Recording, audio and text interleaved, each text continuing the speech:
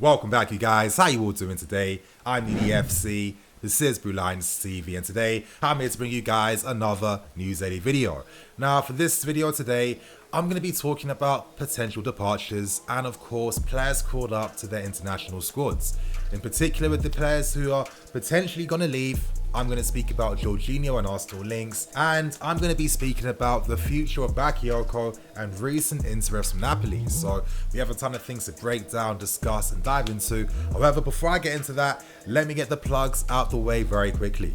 If you like today's video, smash that like button. I want to get over 2,500 likes for today's video. And for the second plug, you guys, if you're planning to make any purchases for any home season gear, training gear, away gear, etc, then I'm the plug, I'm the guy, you guys. If you use my affiliate links below in the description, you get access to use my discount code NINI10 to get a further 10% off your final order.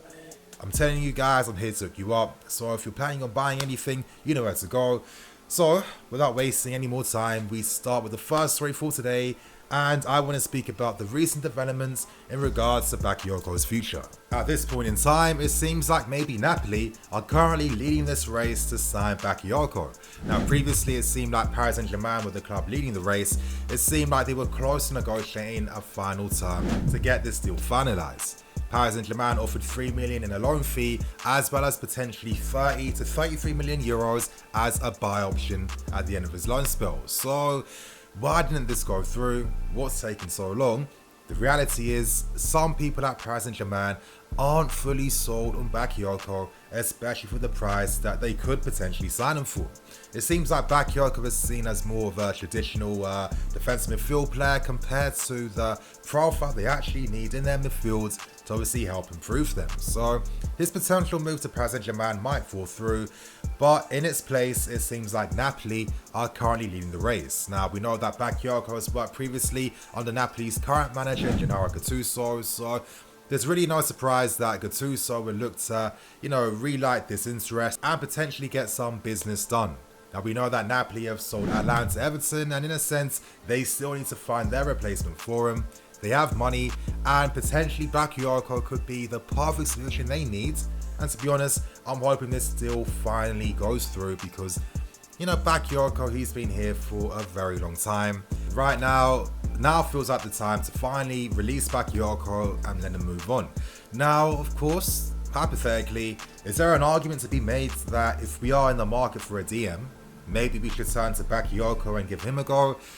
I can understand that, because we do need a DM and Bakayoko fits that role. However, I see Bakayoko as a very traditional defensive midfield player where he's only in the team to break up the play and win back possession.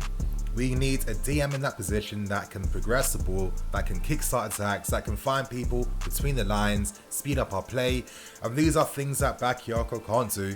So in that sense, it's time to sell him on, capitalize, make that profit, and good luck to Bakayoko and wherever he goes next. So on that note, you guys, we now move on to the second story today, and that's in regards to Jorginho and Arsenal links. Now, this story was released by Matt Law, and in it he states that Arsenal may be turning towards Jorginho in case any move for Owa actually falls through and doesn't happen. The actual stumbling block with this Arsenal deal with Lyon comes down to the final agreement, the final valuation. Arsenal don't want to pay the money that Lyon want, and in a sense, Owa is kind of resistant to making that move too. He was hoping to sign for a Juventus or a Man City. That hasn't happened, and it seems very reluctantly that he might be forced to move to Arsenal because Lyon needs to raise funds and make some money. So if that deal does fall through, it seems like Arsenal, they will be turning towards Jorginho, and I guess the question is, can we potentially let another player leave to a London rival in the league? I kind of see things differently. I feel like if the club feel confident to allow certain players to go to rivals, maybe this tells you everything you need to know about the players' abilities, their current levels, and how the club see them long term. I think maybe at Arsenal, Jorginho could be interesting. I get the impression that Arteta wants to have a midfield player with the right profile that is kind of like the tactician on the field. when Jorginho dictates the pressing, he's excellent at reading those pressing triggers. He knows when to, step up and to step back, etc., etc. Yes, he doesn't have the physicality to always maximize how he sees the game and how he reads the game. So in that sense, making a move to an Arsenal team where the expectations aren't the same as it is for us, this could be a way for Jorginho to extend his stay in London, play for a good team with good history, and of course work alongside other players like your David Luiz's and your Williams as well. Now, if Jorginho was to go to Arsenal, it's quite obvious and clear that, okay, we have a midfield player lined up to act as his replacement. We'd have to assume that that would be Declan Rice. We have a few more days until this window closes and finalises, and we are going to make some big attempt to persuade Declan Rice and West Ham to sell him and let him sign for us. If Jorginho goes, I feel like this gives us a very optimistic sign that we could be seeing Declan Rice in this window. And if this was the case, then is this not a 10 out of 10 window? We've signed like all our number one targets. All the ones we wanted, we've got instantly. Most times this level of squad assembly kind of takes at least 2 seasons. We've done that in only 1. So this is why I'm even more excited to see how the team progresses finally. And if this means having to sacrifice Jorginho to get to those levels, I think we have to do that. I personally believe that Jorginho is better in a 3, which he could do at Arsenal. And for us, we need a profile midfield player that brings different, better qualities that we can't get from Jorginho. You guys, in the comment section below, give me your thoughts and opinions. Would you be happy? Would you be okay with potentially letting Jorginho sign for Arsenal? Let us all know below. Now, to end with the final story for today, I'm going to speak about some of the international call-ups made to some of the squad members in the club right now. Starting with Germany, call-ups to Kai Havertz, Timo Werner and Rudiger as well. Now, in the case of Rudiger, this could be one of the final few times he actually gets to play alongside your Kai Havertz and your Timo Werners. I can imagine he's feeling quite disappointed and frustrated due to the fact that he can't play alongside these guys that he's held regular discussions and communications with over the summer. But this is another opportunity for Kai and Werner to play together, get some more minutes, and hopefully get their first points in their group stage as well. So let's see what happens there. But to now move on to the Spanish national team, and there have been call-ups made for Kepa Arrizabalaga. Now, alongside him, they have David De Gea and Unai Simons, and to be honest, I've always kind of seen Unai Simons as the better version of Kepa. And honestly, if we were spending 70 million back then, it should have been on Unai Simons over Kepa Arrizabalaga, but that is a different story for another time. I don't want to discuss this hindsight anymore. Kepa still kind of has some clout, I guess, due to the fact that he still keeps getting call-ups.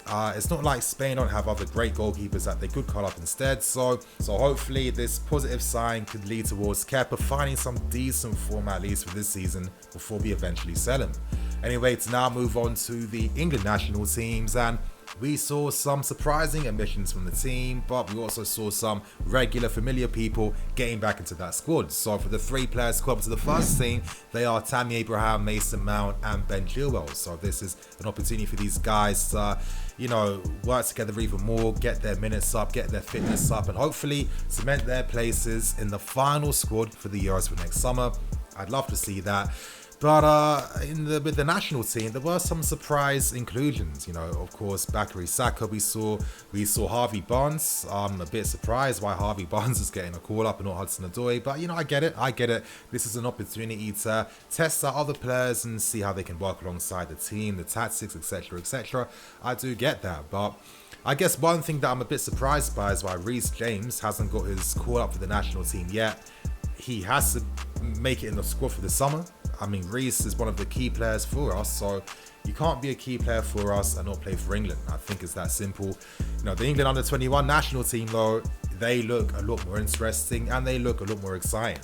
We've seen Hudson-Odoi, we've seen Reece James, and call-ups to so many ex-players that have been affiliated with this club as well. So in a sense, people will have to thank us for producing, so many great players for the national teams. But from that point on, you guys, we end things with a few of the other international teams. Morocco, they have called up Hakim Ziyech. So that is definitely big news. That is very exciting to see. And with France, they've seen the familiar returns of Olivier Giroud and N'Golo Kante. So it does seem like potentially for the Euros, there's going to be some big Chelsea representation. It's going to be very exciting to see.